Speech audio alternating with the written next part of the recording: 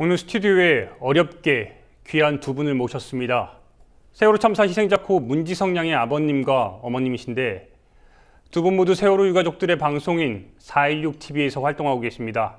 그리고 그 활동이 내일이면 어느새 1주년이 됩니다. 문지성 양의 부모님 문종택 씨와 안명미 씨와 함께 이야기 나눠보도록 하겠습니다. 네, 나와주셔서 고맙습니다. 안녕하세요. 네, 우선 아버님부터 좀 짧게 자기소개 좀 부탁드리겠습니다. 지성이 아빠입니다. 네, 다시 한번 감사드리고요. 어머니도 좀 부탁드리겠습니다. 네, 지성이 엄마 안명미입니다. 네, 다시 한번 고맙습니다. 내일이면 416TV, 416TV가 1주년이 됩니다. 그러다 보니까 이 국회에서 농성할 때 처음 시작을 했는데 아버님 어떻습니까? 감회가 좀 남다르실 것 같은데요. 그 당시에 제가 좀 복귀를 해봤었는데 일단 좀 감회 좀 부탁드리겠습니다.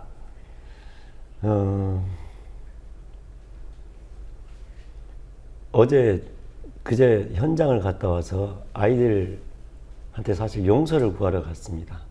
1년을 좀 짚어보니까 너무 한 것이 없고 또 아시다시피 밝혀진 것도 없지만 유가족이 보는 416TV였는데 제대로 한 것이 없더라고요. 그래서 세월호 사고 현장을 어제 가서 아이들한테 용서를 빌고 왔습니다. 부끄럽습니다. 네, 일단 아버님 그러면은 영상을 당시에 딱 작년 8월 8일이죠. 당시 아버님 처음에 네. 국회에서 처음 그 출발한 그 영상을 준비를 했는데 함께 일단 먼저 보시죠. 네. 예.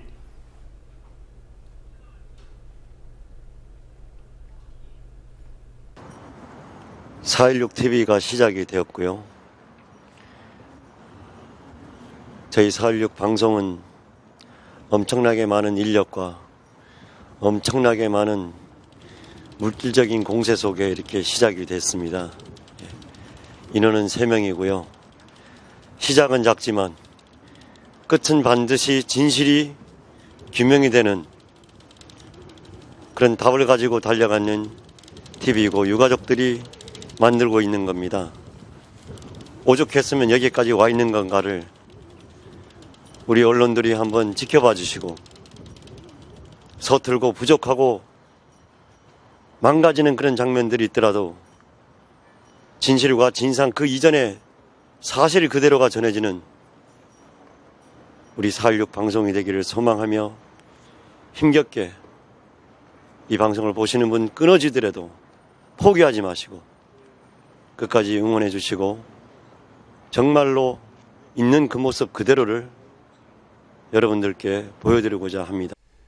아버님이 국회에서 당시에 그 416TV가 어떻게 생겼는지 말씀을 해주셨는데 어떠세요? 다시 한번 좀 말씀 좀 부탁드리겠습니다. 당시에 416TV가 세월호 유가족들의 416TV가 어떻게 생겼는지 좀. 예. 지금 보니까 제가 저랬었군요.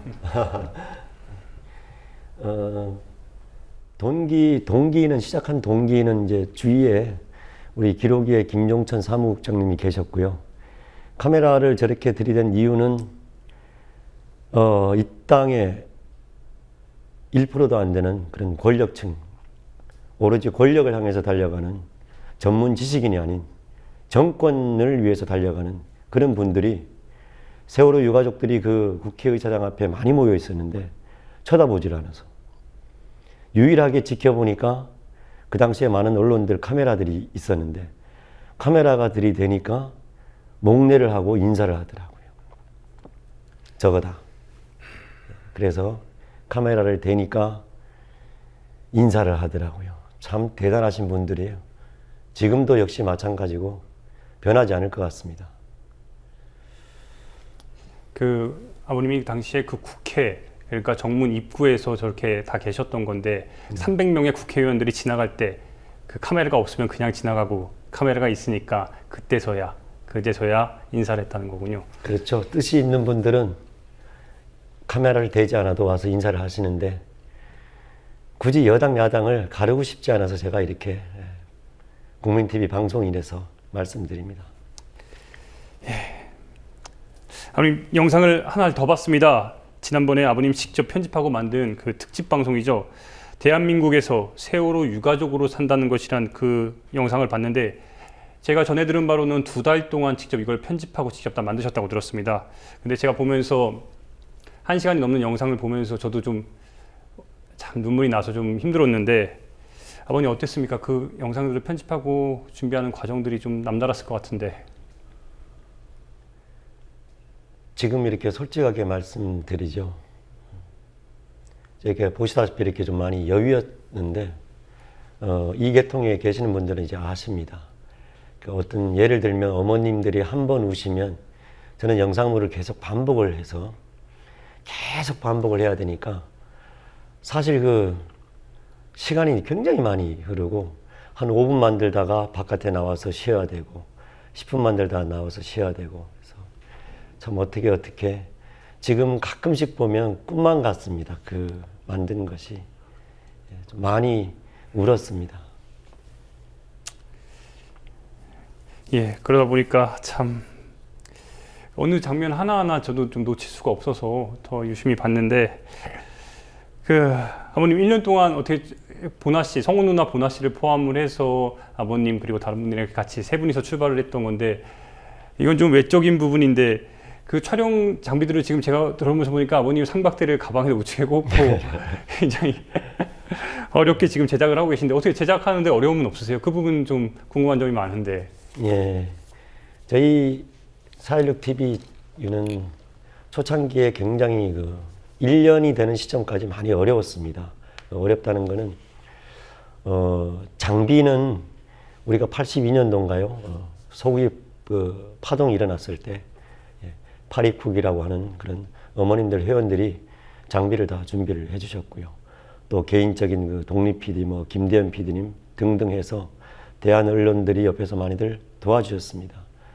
초창기는 지금은 여러 가지로 좀 이렇게 안정이 돼 있어서 4.16 가족 협의회도 나름대로 정리가 돼 있어 하는데 처음 1년 때까지만 하더라도 거의 이렇게 사비로 할 수밖에 없는 그런 상황이어서 그때에 비하면 지금은 굉장히 많이 좋습니다.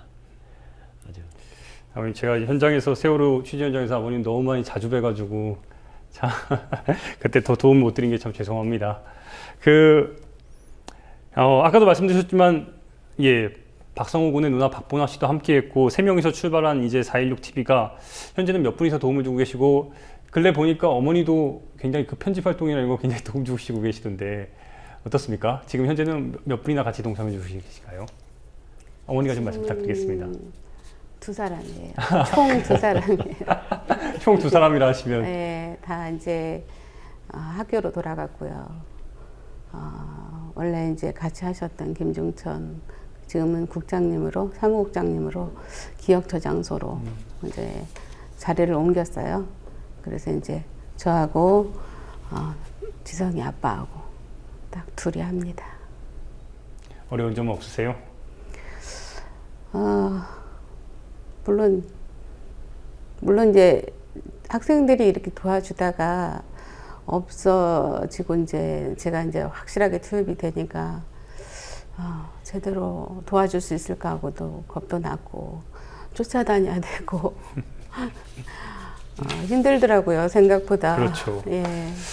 어머님 그 특별 영상이죠. 아까 아버님께서 잠깐 말씀 주셨지만 대한민국에서 세월호 유가족으로 산다는 거 어머님도 같이 작업하신 걸로 알고 있는데. 예, 옆에서 이제 같이 그때 이제 시간들이 있잖아요. 학생들은 그 시간들을 이게 모르기도 하고 그러니까 제가 이제 시간들을 이렇게 짚어주기도 하고요. 그러면서 이제 그런 식으로 도왔죠. 좀 힘드시겠지만 그 영상을 저희도 한번 같이 한번 보면서 다시 한번 좀 짚어봤으면 하는데 같이 한번 보시겠습니다.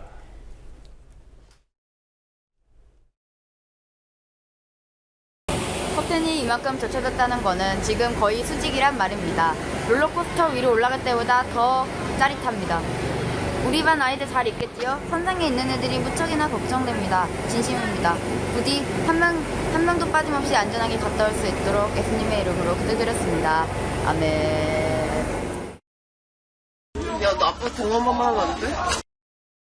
야, 너 아빠 통화 한번만 하면 안 돼? 야, 너 아빠 통화 한번만 하면 안 돼? 살려줘. 다리 아파. 살려줘. 수이.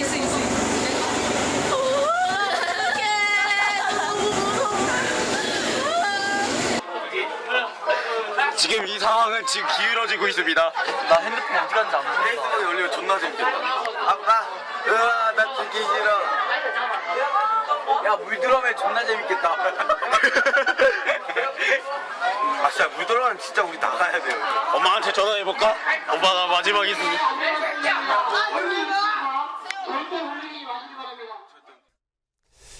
아버님, 제가 이 영상을 준비했던 거는 그 1시간이 넘는 영상 속에서 가장 어떻게 보면은 우리 국민들께 가장 알려져야 될 부분이라고 생각을 해서 좀 아프시겠지만 이 영상을 준비했습니다.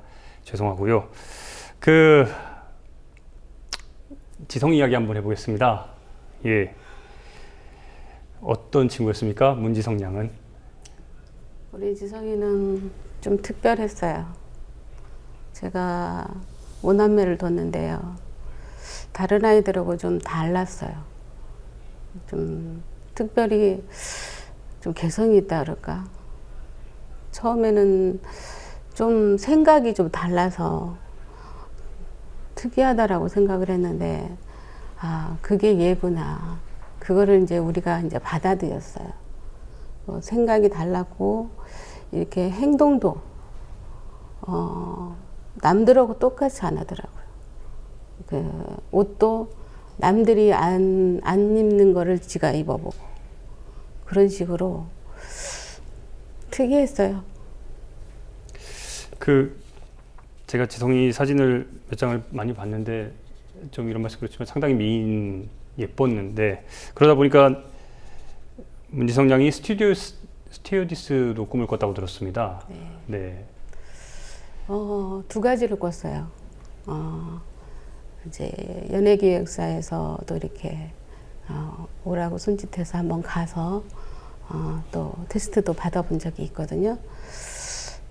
그런데 얘가 자기는 그쪽에는 확실히 마음이 없다고, 이쪽을 일단은 해보겠다고, 스튜디오스가 한번 돼보겠다고. 그래서 그래라, 네가 하고 싶은 대로 해라 그랬어요. 그러셨군요. 참 제가 금요일엔 돌아오면 이 책에서도 지성 양 이야기를 보면서 참 여러 생각이 들었는데, 아버님께 이번에 좀 여쭙겠습니다. 지성 양이 생존자 명단에 처음에 있었습니다. 네. 그러다가 동거차도죠. 동거차도에 사는 그 어부에 의해서 수습이 된 건데 당시 상황이 어땠습니까? 실질적으로 제 아이는 실종자와 생존자를 그러니까 정확히 말하면 한 5번 정도를 반복을 했죠. 예, 그래서 참 죽었다 살았다를 좀 그런 면에서 좀 많이 좀 특이합니다. 각자의 아이들이 다 사연이 다 있거든요. 저희들 가족들마다. 그런데 특히 이렇게 아이들 이렇게 살펴보면 제가 또 나름 방송을 하다 보니 이렇게 생존자와 실종자를 이렇게 넘나드는 그런 그 아이들이 꽤 있었어요.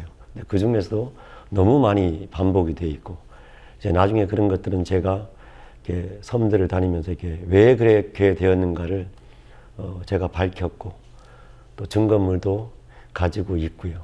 또 다른 그런 부분들도 역시 저희들 가족들은 처음부터 그랬지만 지금도 그 진실 규명 하나를 위해서 달려오기 때문에, 그래서 조그만 정말 먼지만한 것들이라도 규명이 될 수 있는 게 도움이 된다면 그걸 주워놔야 되기 때문에, 예, 그래서 참 많이 너무나 그 당시에 여러분들이 많이 알고 있다시피 정부는 없었고, 어떻게 건져내 주지도 못했는데 그 아이를, 실종자와 희생자를 5일을 걸쳐서 진행이 된 상황이에요.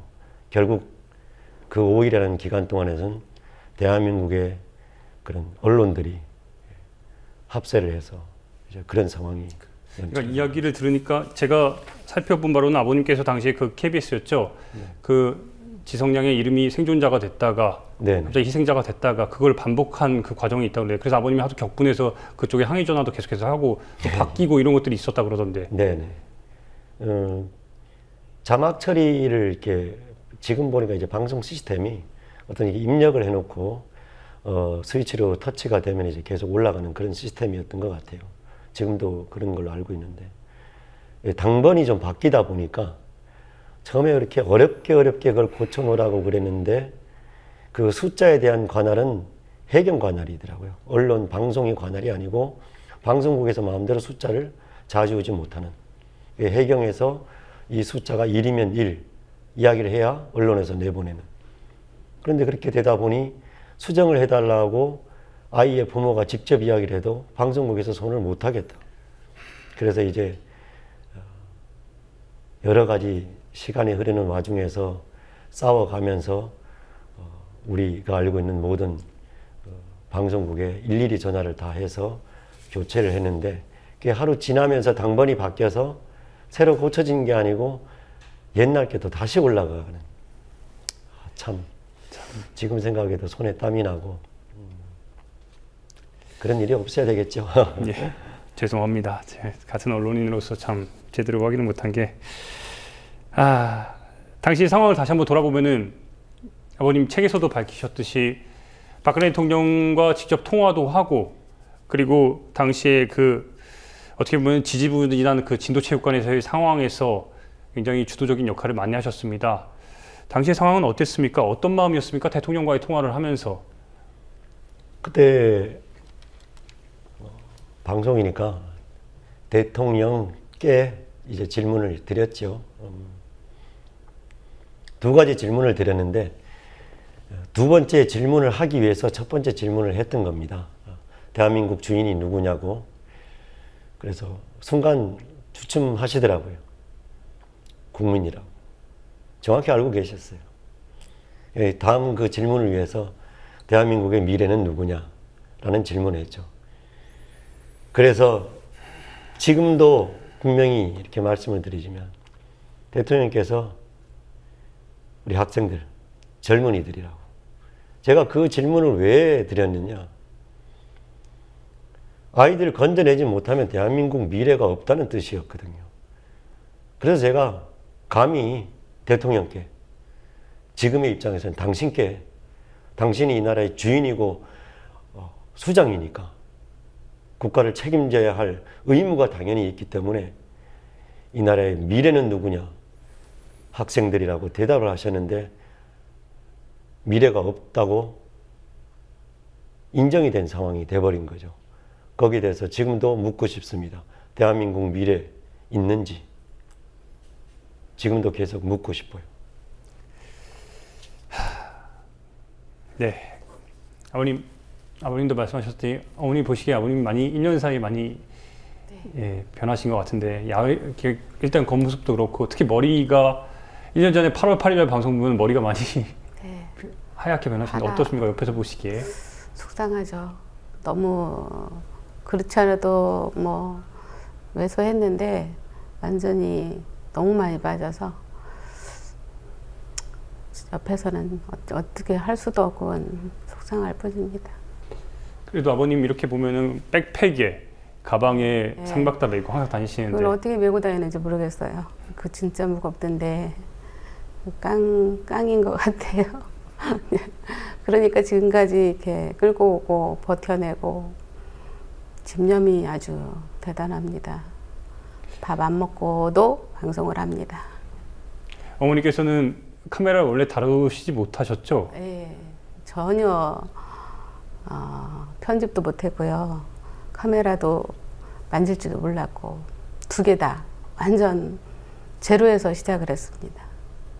저도 혼자 하는 게 너무 안타깝고 그래서 도와줘야 되겠다는 생각에 정말 아무것도 모르는 제로 상태에서 지금의 옆에서 돕고 있습니다.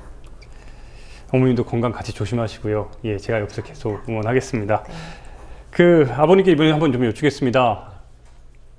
시행령 때문에 많이 지금 마음이 아프신데, 시행령도 그렇고 이 때문에 지금 특조위도 참 계속 파행 상태가 이어지고 있습니다. 너무나 어려운 일들이 계속 쌓여 있는데 아버님 어떻게 보십니까? 특별조사위원회는 저희 유가족들이 만든 것도 아니고요. 대다수의 국민들이 정말 이 유례 없는 이 사건을 특별히 조사를 해야 된다고 해서 만들어 놓은 국가 정부의 기관이라고 보는 것이 정확하지요. 엄청난 사건을 제대로 조사를 해라.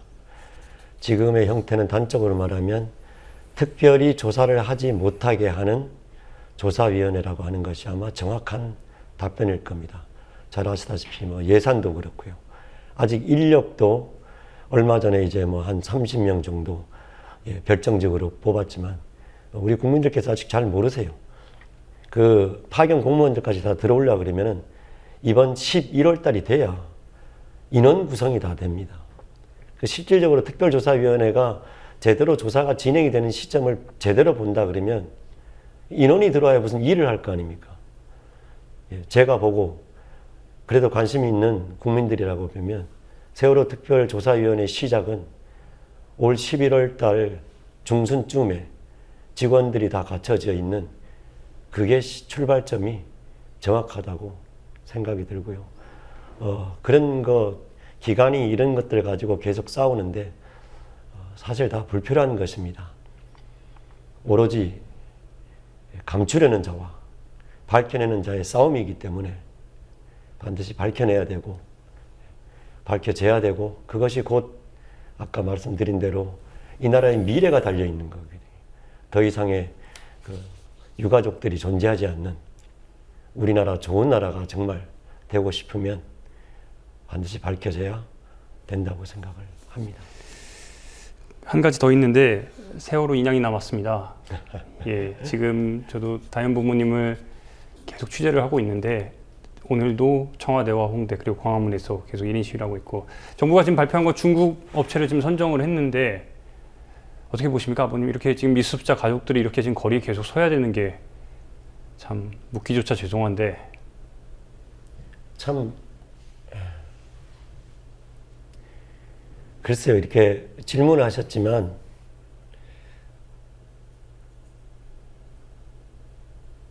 우리나라 국민이 우리나라 바다에 있지 않습니까? 다윈의 어머님 9분 계시고 정말 하늘을 보지를 못하거든요. 아이들이 별이 돼 있는데 어떻게 정말 이렇게 할까? 정말 어른들이 있는 걸까? 도대체 이 대한민국에. 저도 어른에 속하지만 정말 이제는 유가족인 저도 너무 부끄럽습니다. 어른이라는 게.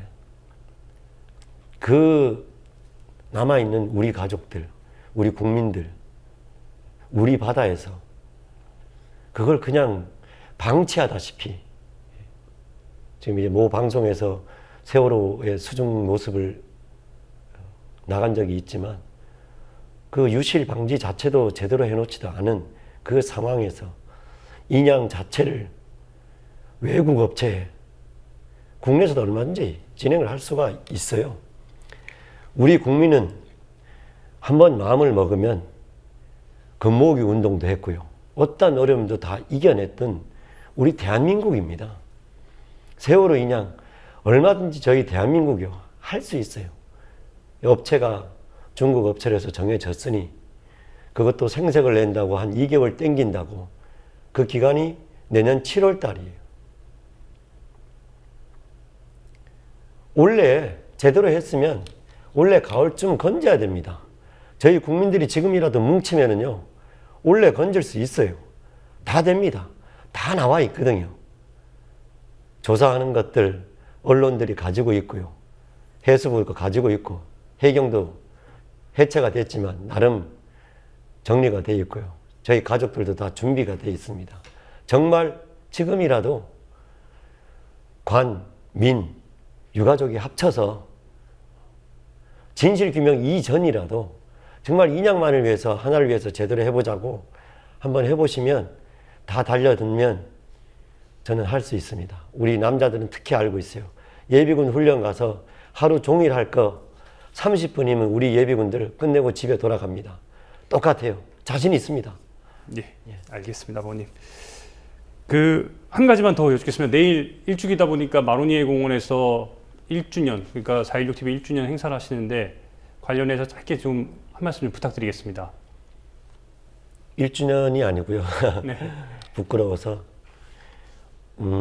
여러 가지 행사가 많은데 우리 어머님 아버님들이 좀 얼마나 참석을 해내실까 이렇게 좀 염려가스러운데 또 일이 많잖아요. 주말이고 해서 그냥 그 자리에서 같이 그냥 웃고 울고 이야기하고 다른 분들이 펴놓은 그런 자리에 참석을 하는 그런 것보다는 그냥 저희 어머니 아버지들이 그냥 같이 이야기하고 웃고 울고 싶은 그런 자리가 되었으면 해서 늘 대학로 마로니에 그 자리는 서명과 함께 촛불이 주말마다 했기 때문에 저희들이 거기 가서 그 팀들하고 같이 함께 하려고 합니다. 내일 저녁 8시죠? 예, 8시입니다. 저도 현장에서 뵙겠습니다. 고맙습니다.